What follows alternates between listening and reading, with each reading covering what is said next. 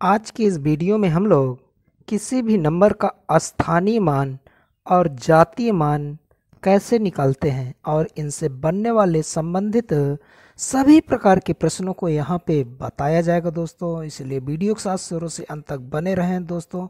आप सभी का मैं स्वागत करता हूँ अपने चैनल पर। तो क्लियर है दोस्तों, स्थानीय मान और जातीय मान निकालना सीखेंगे इस वीडियो में। जातीय मान का दूसरा मतलब होता है मूल मान, चाहे जातीय मान कहिए, चाहे मूल मान कहिए या फिर वास्तविक मान कहिए, ये तीनों एक ही बिंदु को परिभाषित करते हैं। क्लियर है? तो हम लोग सीखेंगे स्थानीय मान और जातीय मान किसी भी नंबर का कैसे निकाला जाता है। दोस्तों वीडियो को स्किप करके बिल्कुल नहीं जाइएगा, नहीं आप कोई बिंदु मिस हो गया तो एग्ज़ाम में उसका भुगतान आपको भुगतना पड़ेगा। तो देखते हैं, तीन प्रकार से दोस्तों प्रश्न पूछे जाते हैं आपके एग्ज़ाम में। तीन प्रकार देखने के लिए हैं तो एक ही बिंदु को प्रदर्शित करता। पहला बिंदु क्या है? कोई एक साधारण नंबर दिया जाएगा, जैसे 3, 4, 7, 8, 9। कहा जाएगा इस नंबर में 4 का स्थानीय मान बताइए। क्लियर है? या फिर कहा जाएगा 4.37889 दशमलव के रूप में नंबर दिया जाएगा। या फिर एक और बिंदु दिया जाएगा, और बिंदु क्या है? भिन्न के रूप में नंबर दिया जाएगा। भिन्न के रूप में नंबर दिया जाएगा, कोई भी नंबर दिया जाएगा भिन्न के रूप में। जैसे मैं लिखूं 6/25। तो दोस्तों तीन प्रकार से आपके एग्ज़ाम में नंबर दिए जाएंगे। क्लियर है? तो ये तीनों एक ही नंबर को प्रदर्शित करते हैं, एक ही प्रकार से नंबर प्रदर्शित करते हैं। कैसे? ये दशमलव वाला नंबर है, कहा जाएगा इसका स्थानीय मान बताइए। या फिर इस भिन्न में किसी एक नंबर को कहा जाएगा इसका स्थानीय मान बताइए। तो इस भिन्न को दशमलव के रूप में हमें परिवर्तित करना है। इसका दशमलव रूप होता 0.24। या 6/25 में 4 का स्थानीय मान कहिए, या 0.24 में 4 का स्थानीय मान बताइए, एक ही मतलब है। क्लियर है? तो कायदे से देखिए, यह नंबर भिन्न के रूप में है। भिन्न का स्थानीय मान निकालने का रूल मैं अभी बता रहा हूँ। सॉरी, दशमलव के रूप में कोई नंबर है तो उसका स्थानीय मान निकालने का रूल मैं अभी आपको बता रहा हूँ। तो आप मुझे बताइए, क्या यह नंबर दशमलव के रूप में नहीं लिखा है? तो जो रूल यहाँ पर बताऊँगा वही रूल यहाँ पर भी तो अप्लाई कर सकते हो। ये भी तो दशमलव के रूप में नंबर है। तो इसका मतलब कोई भी नंबर भिन्न के रूप में दिया जाए तो उसको पहले दशमलव के रूप में बदलना पड़ेगा। अब यहाँ पे आइए, क्या यह नंबर दशमलव के रूप में नहीं लिखा है? बिल्कुल है दशमलव के रूप में। पॉइंट यहाँ लगाइए, 0.0 लगाइए, तो यह भी नंबर आपका दशमलव के रूप में आ गया। कोई भी नंबर आए उसको दशमलव के रूप में पढ़ा जाएगा। यह ऑलरेडी दशमलव के रूप में है, इस भिन्न को दशमलव के रूप में बदला गया है। तो इसका मतलब कि कोई भी नंबर आए उसको हम लोग दशमलव के फॉर्मेट में कन्वर्ट करने की कोशिश करेंगे। क्योंकि दशमलव के रूप में दिया गया नंबर, उसका स्थानीय मान निकालना बहुत आसान है। आइए देखते हैं कैसे निकालेंगे। जैसे 3, 4, 7, 8, 9 का में 4 का स्थानीय मान बताइए। तो इस 4 का स्थानीय मान बताना है। क्लियर है? तो क्या करेंगे, यहाँ दशमलव तो लगा ही है। क्लियर है? तो 4 के नीचे 4 उतारिए, दशमलव के नीचे दशमलव उतारिए। 4 और दशमलव के बीच में कितने अंक हैं? 3 अंक हैं। तो इन दोनों के बीच में 3 जीरो लगा दीजिए, तो दोस्तों 4 का स्थानीय मान हो जाएगा। तो 4 का स्थानीय मान क्या हो जाएगा? 4000। क्लियर है?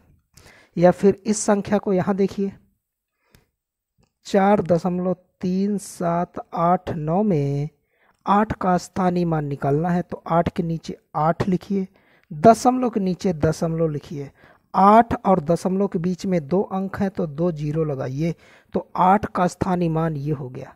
या तो दशमलव के रूप में बताइए या तो इसी को भिन्न के रूप में बदल सकते हैं। तो भिन्न के रूप में बदलेंगे, इसको क्या लिख सकता हूँ? 8/1000।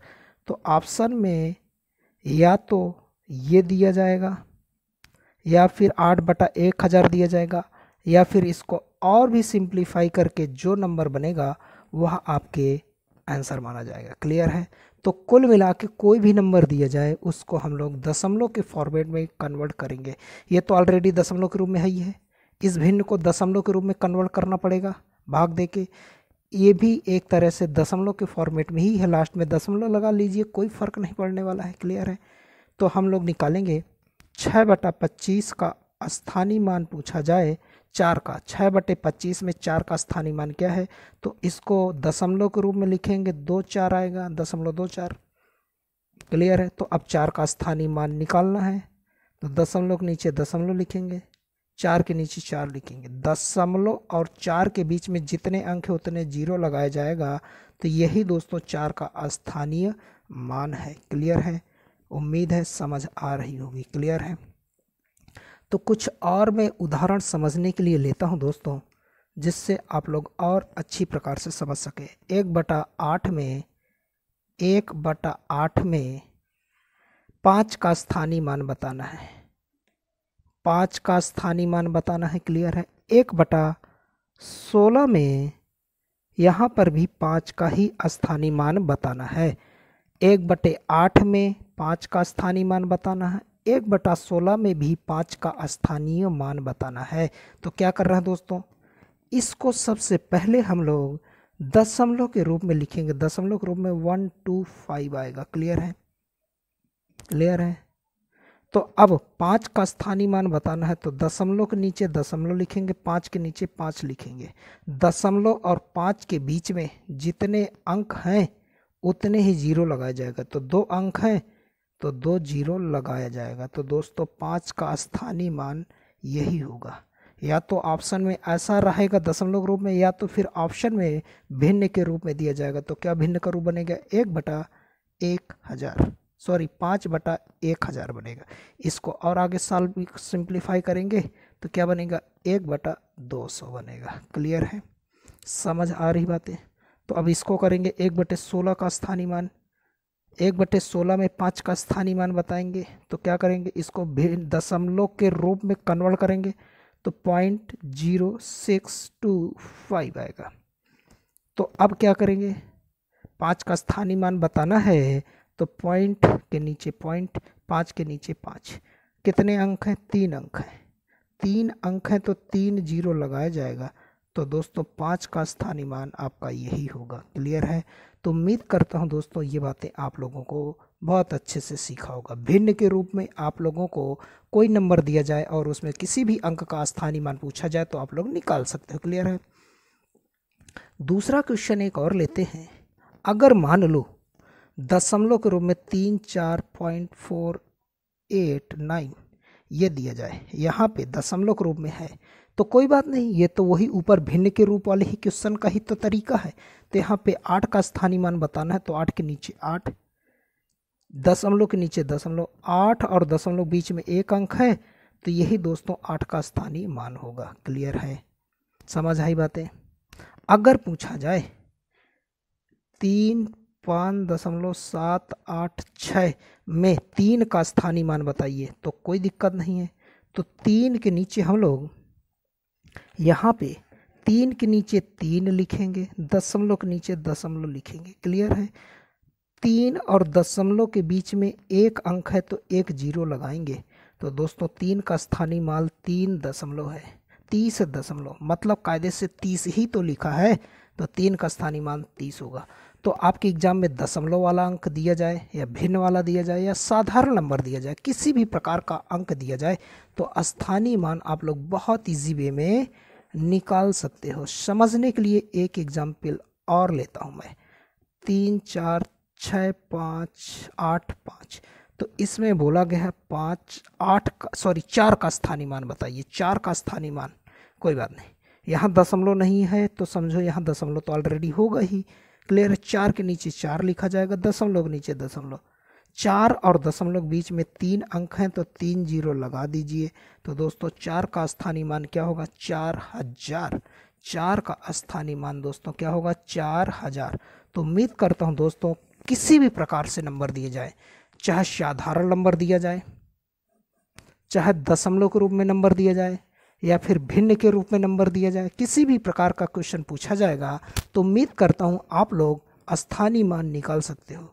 अब बात करेंगे जातीय मान की। जातीय मान तो बहुत सिंपल है दोस्तों, जातीय मान तो बहुत सिंपल है। क्लियर है। किसी भी संख्या का जातीय मान निकालना बहुत आसान है। जातीय मान, जातीय मान को इंग्लिश में कहते हैं face value, face value. Clear है। तो किसी भी अंक का जातीय मान, जैसे 3, 4, 5, 6 में 8 का जातीय मान बताइए। इस संख्या में 8 का जातीय मान, किसी भी संख्या का जातीय मान अपना उस संख्या का खुद का मान ही जातीय मान होता है। जैसे मैं पूछूं 8 का जातीय मान 8 होगा, 3 का जातीय मान 3 होगा। किसी भी संख्या का जातीय मान अपनी खुद की वैल्यू ही होती है। किसी भी संख्या का जातीय मान पूछा जाए तो वह संख्या का जो मान होगा वही उसका जातीय मान है। क्लियर है। जैसे मैं लिखूं 3.178 में 8 का जातीय मान 8 हो जाएगा। क्लियर है। 3 का जातीय मान 3 हो जाएगा। चाहे कैसे भी नंबर हो, कोई टेंशन लेने की जरूरत नहीं है। जैसे मैं लिखूं 6/25 में भिन्न के रूप में बदलेंगे 2, 4, तो इसमें पूछा जाएगा 4 का जातीय मान, तो 4 का जातीय मान 4 ही होगा। क्लियर है।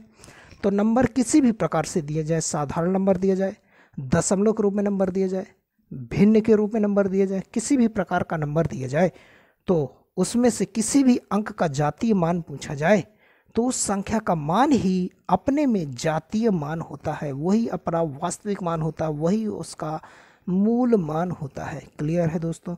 तो उम्मीद करता हूं दोस्तों किसी भी प्रकार का क्वेश्चन आपके एग्जाम में बनेगा तो आप लोग बहुत शानदार तरीके से उसका आंसर निकाल सकते हो। क्लियर है। थैंक यू दोस्तों।